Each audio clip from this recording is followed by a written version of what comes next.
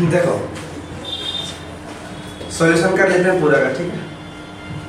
5.1 पिछला वीडियो में करवा चुके हैं। 5.1 पहले हो चुका है, इसको देख लो। और 5.2 आज खत्म कर देते हैं पूरा। जैसे ही खत्म हो जाएगा तो स्टार्ट कर देंगे क्वाड्रेटिक इक्वेशन, ठीक है। तो इतना पहले बना लेते हैं 5.2। तो स्लाइड स्टार्ट करते हैं। तो सबसे पहले कुछ थ्योरी के अनुसार, थ्योरी होते हुए और इस क्वेश्चन को बनाएंगे। तो क्वेश्चन में क्या कर रहा है, आर्गुमेंट चाहिए। आर्गुमेंट होता है क्या? तो आर्गुमेंट जो होता है वो एंगल निकालना होता है थीटा। जो थीटा होता है उसी को बोलते हैं आर्गुमेंट। तो आर्गुमेंट निकालने के लिए करते क्या है कि tan थीटा बराबर जानते हैं कि होता है y/x, ठीक है। जो थ्योरी पढ़ोगे वो बता सकते हो कि अगर हमारा ये कोऑर्डिनेट एक्सिस होगा, यानी अगर हम कॉम्प्लेक्स नंबर के लिए पढ़ेंगे तो इसे हम लोग कहते हैं ऑर्गन प्लेन। कौन सा प्लेन बोलते हैं? Organ plane. तो इस प्लेन में अगर x, y है तो ये जब मिलाएंगे तो ये कहलाता है मॉडुलस जे। और ये जो एंगल होगा थीटा, इसी को निकालना है और इसी को कहते हैं आर्गुमेंट, ठीक है। तो इसको निकालने के लिए क्या करेंगे, ये जब देखेंगे तो ये y होगा और ये कितना हो जाएगा x, ठीक है। तो इस तरह से अगर हम tan थीटा निकाले तो फॉर्मूला मिलेगा y/x, ठीक है। तो यही इसी को हमको निकालना है, ठीक है। बात समझ में आ रहा है? तो चलो इसको निकालो। tan थीटा हमको निकालना है और y दिया हुआ x का कोएफिशिएंट जो कितना आएगा -√3। कितना हो जाएगा? -√3। और x का वैल्यू होगा -1। जब ये कट जाएगा तो हमारा वैल्यू बचेगा √3। तो बता सकते हो कि tan थीटा में √3 कितने डिग्री का वैल्यू है। तो ये पता चलता है 60 डिग्री, और 60 डिग्री को हम लोग लिखते हैं π/3। तो इसका आंसर हो जाएगा π/3। अगर इसी प्रकार से हम इसके लिए चले, ठीक है, तो देखो tan थीटा जब चलेंगे तो y/x, y होता है x i का कोएफिशिएंट। यहाँ पर i के साथ कुछ नहीं तो 1 जरूर है, और x के लिए कितना हो जाएगा -√3। तो tan थीटा बराबर कितना डिग्री का वैल्यू -1/√3 आता है, कोई बता सकते हो? तो आता है 150 डिग्री। और 150 डिग्री को लिखते हैं 5π/6। तो जगह 5π/6। जब tan हटेगा तो थीटा का वैल्यू आएगा 5π/6। तो ये हो गया हमारा आर्गुमेंट।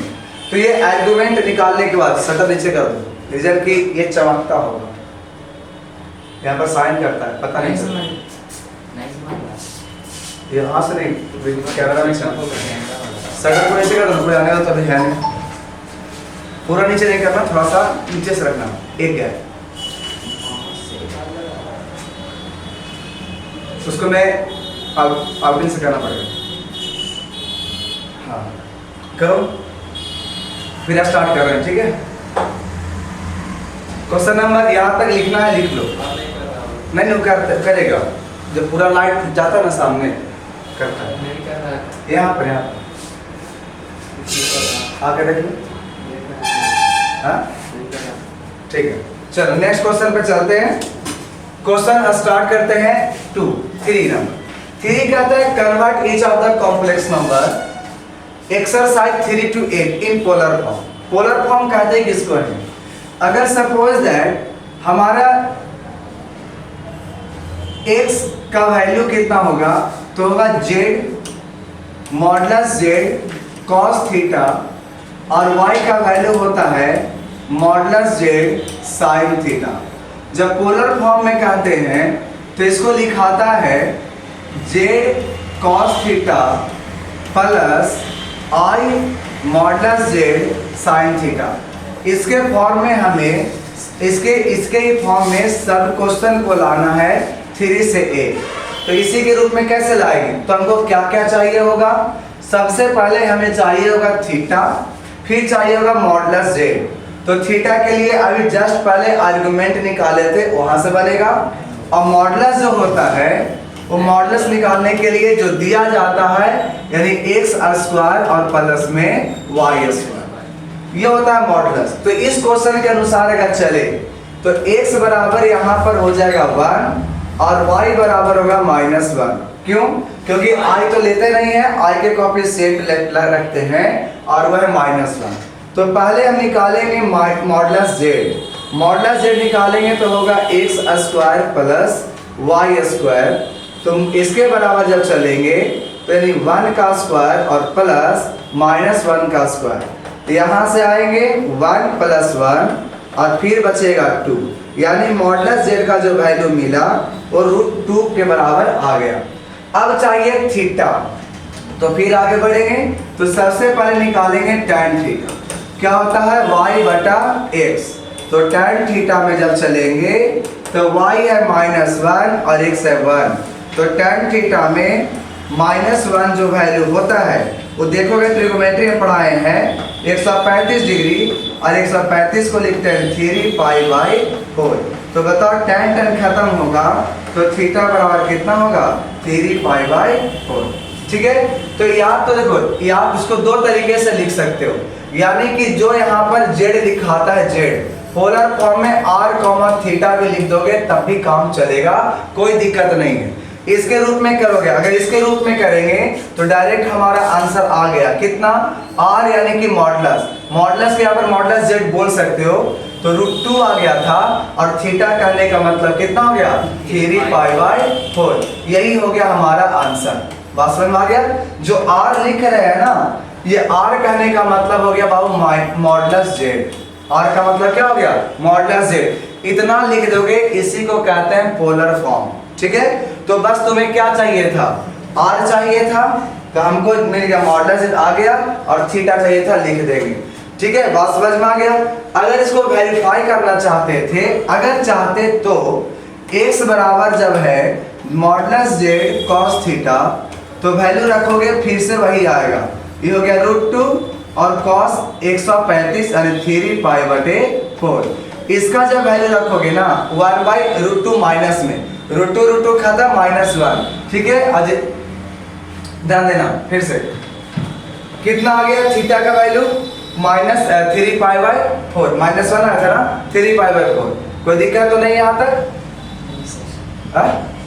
तो x बराबर कितना होगा मॉडुलस z cos थीटा। ठीक है, बस हाँ,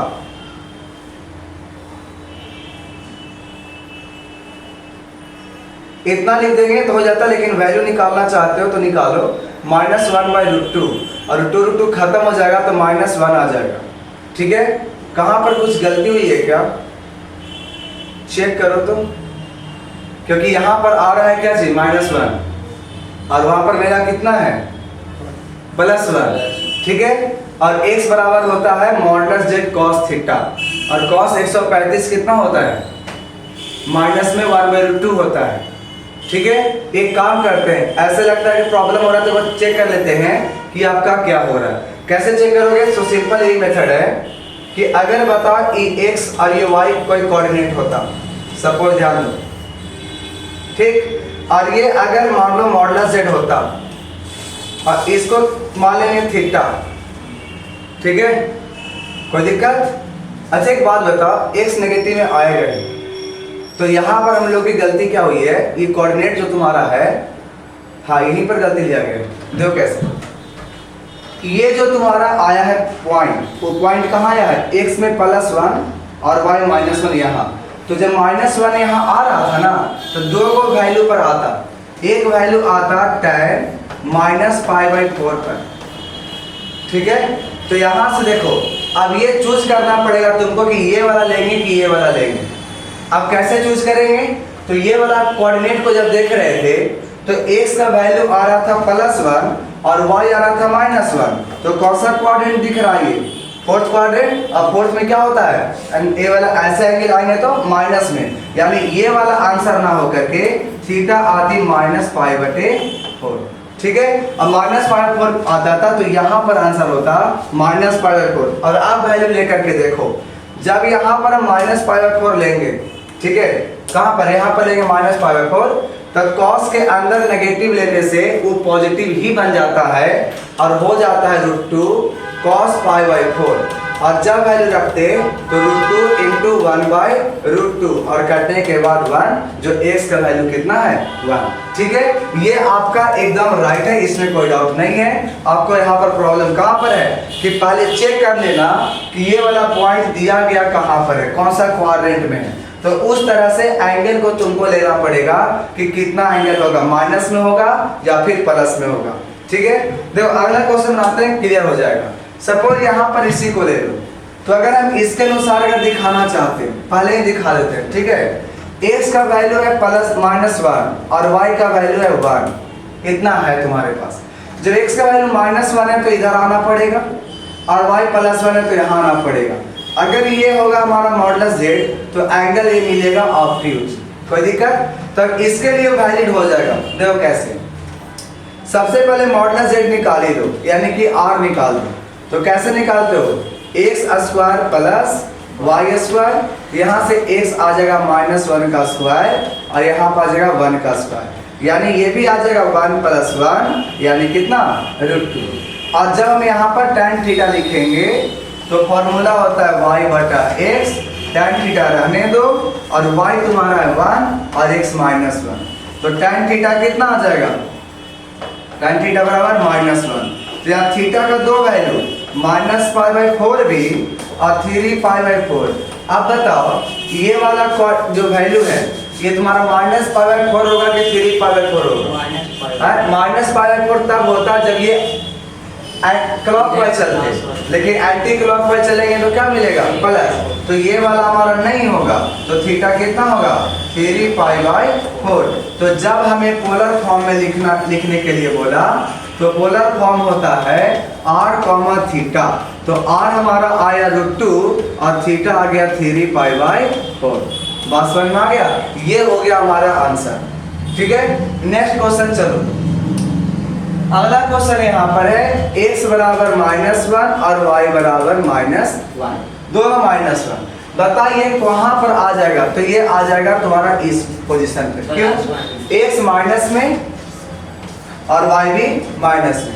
जब ये पोजीशन यहाँ आ जाएगा तो तुम्हें बता इतना घूमना नहीं पड़ेगा। क्यों नहीं घूमना चाहिए सो बताते हैं। जब भी चाहिए वो 180 तक ही जाएगा, तो ये वाला तो 180 से ज्यादा हो गया तो ये नहीं जाएगा, तो हमें ये वाला एंगल बताना पड़ेगा। ठीक है, और ये बताएंगे तो नेगेटिव में एंगल आ जाएगा। कोई दिक्कत? तो देखो कैसे बनेगा। तो फिर मॉडुलस z निकालो। मॉडुलस z का मतलब r, सबका वही आएगा -1 का स्क्वायर और -1 का स्क्वायर, तो ये भी मिलेगा 1 और ये भी 1, तो ओवरऑल हो जाएगा कितना 2। अब जब यहाँ से निकालेंगे tan थीटा, तो tan थीटा का वैल्यू आएगा y/x, y भी आएगा कितना -1 और ये भी -1, तो tan थीटा बराबर कितना आ जाएगा 1, यानी कि tan थीटा बराबर 1 कितने का वैल्यू 2 होगा, एक तो π/4 का होगा और एक बताओ कितना होगा 5π/4, कितना पर होगा tan 5π/4।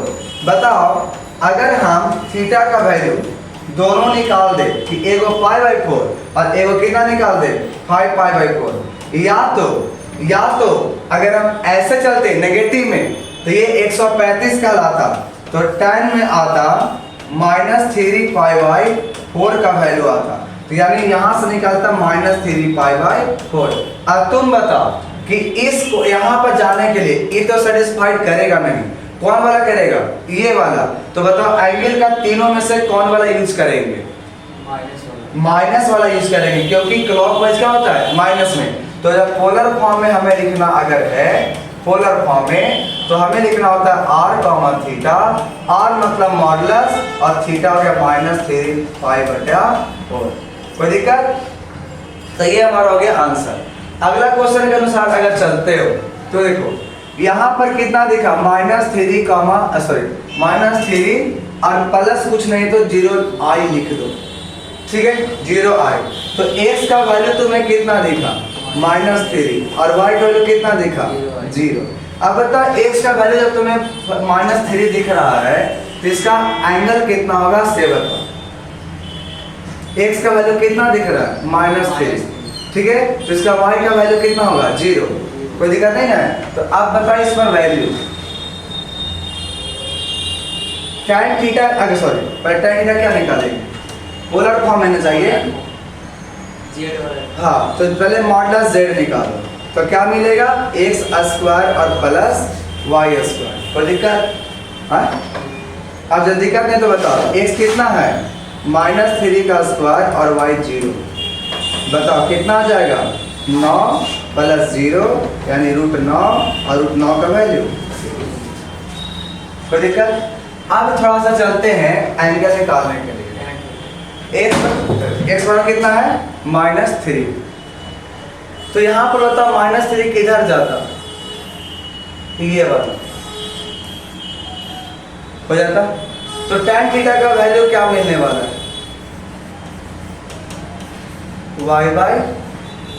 y/x हो जाएगा।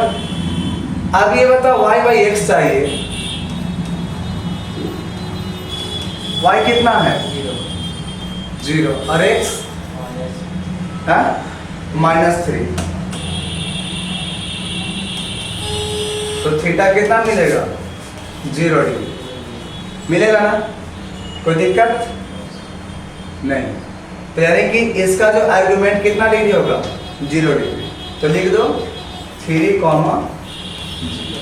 पाई में तो लिखाता नहीं है, उसी में रह जाएगा, कोई दिक्कत नहीं है। आगे चलो 7, ये बन जाएगा। अब बताओ डायरेक्ट थीटा निकाल दें, tan इनवर्स y/x 1/√3, y/x होता है कि नहीं, कितना का वैल्यू होता है ये वाला बताओ, 30 डिग्री का, यानी π/3। बता इसका मॉडुलस z निकालना है, क्या करोगे, √3 का स्क्वायर प्लस 1, यानी 3 + 1 कितना हो जाएगा, 4, अब 4 का रूट कितना हो जाएगा, 2। तो इस प्रकार से जो पोलर फॉर्म मिलता r, तो मिल जाएगा कितना, 2, कितना डिग्री है, 30 डिग्री, 30 मतलब π/6। ठीक है, अगला चलो, i बचा, ठीक है, क्या बचा, सिंपल i, ठीक ना। i जब बचा तो देखो इसका x बराबर कितना, 0 और y बराबर +1 की -1 +1, x के क्यों नहीं y, x कुछ है, उसके उधर वाला y भी तो हो सकता है। कहाँ i के साथ में कौन रहता था, y है कि नहीं, तो बताओ मॉडुलस z तो 1 ही होगा और आर्गुमेंट कितना होगा, y/x, यानी कुछ बटे 0 इनफाइनाइट, यानी कितना डिग्री, π/2। तो जो थीटा मिलेगा यानी 1, π/2 पोलर फॉर्म में आंसर। कोई दिक्कत नहीं ना, क्या होगा आंसर, 1, π/2। ठीक है, चेक अगर करना चाहते हो कि सही है कि गलत, तो x बराबर कितना था, r cos थीटा था ना, हाँ? और y कितना था, r sin थीटा। बताओ r हो गया 1 और cos 90 डिग्री, 1 और sin हो गया 90, ये हो गया 1, 0 इंटू 0 0, 1 के इंटू 1 कितना 1। इस प्रकार से आंसर क्या मिल जाएगा कि x का वैल्यू 0 था और y का वैल्यू 1। कोई दिक्कत, लिख सकते हो, ओके। यहीं तक था तुम्हारा ये पूरा क्वेश्चन, बंद करो। क्वेश्चन नंबर 14 हाँ, क्वेश्चन नंबर 4 4 देख लो, 4 हाँ, यहाँ पे बैठे के tan थीटा में tan थीटा वहाँ tan y/x उसके नीचे हाँ, y कितना हो गया 1 और x कितना हो गया -1, तो उसके नीचे तो -1 हो गया, कैसे -1 माइनस ऊपर जाएगा, 1/1 कितना होता है, 1 होता है, लेकिन माइनस ऊपर आ जाएगा। कोई दिक्कत नहीं, समझा। अगर 1/-1 है तो कितना मिल जाएगा, -1। कोई दिक्कत, माइनस से ऊपर तभी -1 तभी -1 रहता, कोई दिक्कत, बंद करो।